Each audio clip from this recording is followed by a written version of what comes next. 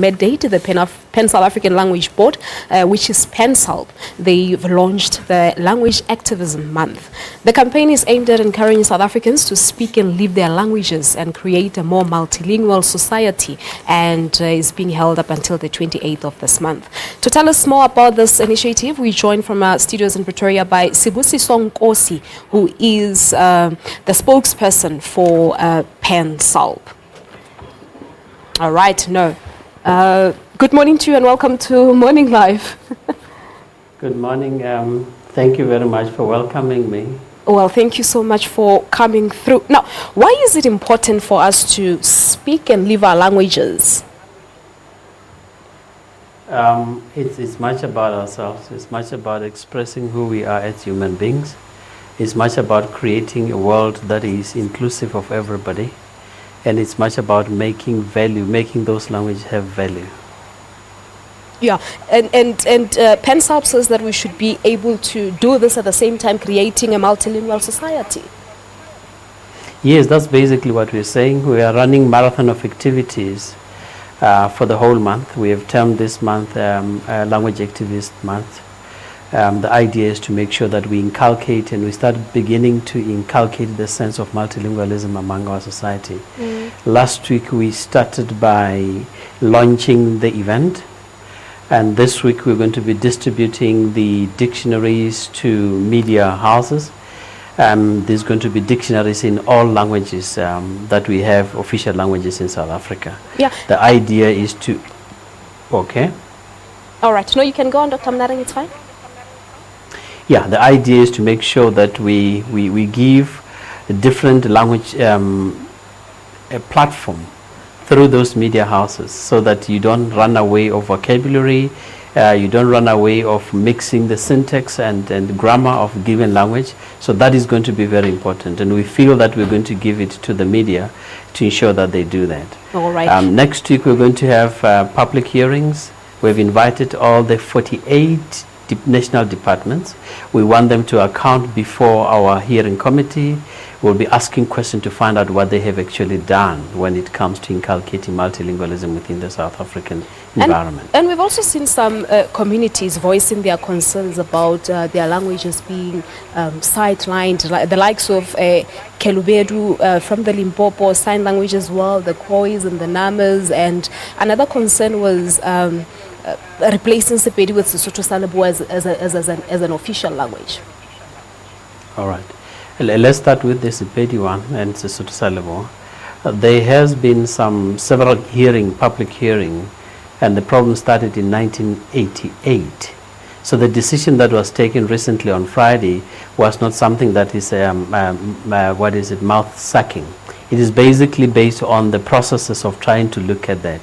What is happening is that Sepedi is a dialect, just like Kilovedu, just like Setlokwa. And then the overall language, which is an official form, is Sesotho Salebo, because it includes all the picks up from all the grammars and syntax coming from all the dialects that you have. So that is not something that happened instantly. It is something that has been going on for a long time. I remember in 2010 and 2011, there was public hearing that was done by the Constitutional Review Committee that eventually on Friday decided that this is the right way, the right move to go on. With Kilovedu, Kilovedu has currently been a dialect of Sesotho Salebo. They are a community that wants to turn it into an official language. There's nothing wrong in doing that. You allow them to do that. But what you need people to observe is that it needs, for a language to be an official language, it must pass through several stages. Currently, Kilovedu does not have orthography. It's something that they must construct, write, and immediately that is done, then it can be handed into PanSALB and even to the Constitutional Review Committee to see if what they've got is completely different from any existing language, and to see if it complies with the rules and regulation of orthography. Immediately does that, then you can talk about being it an official language. The sign language is well matured. Everybody knows about it. They've got terminologies. They've got a bit of orthography. They are basically ready to go on and be on an official platform. But as I said, with Kilobedu, nothing bad about it. It's a question of following processes and procedures. And there's nobody who's going to turn everybody away.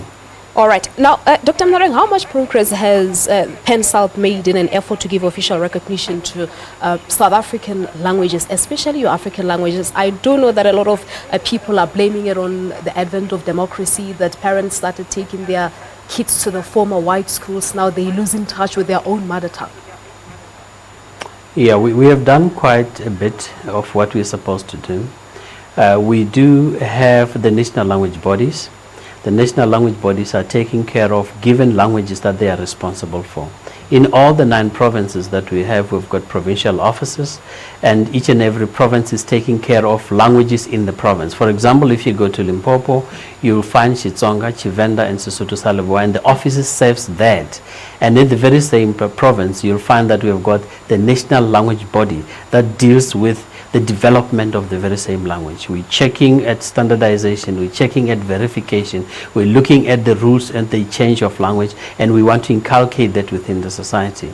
And that is basically shared with the departments and the Department of Education, basically to see that when they teach the little souls in class, they're going to be following that. All right. No. And then we Dr. Monareng, that's where we're going to leave it for this morning.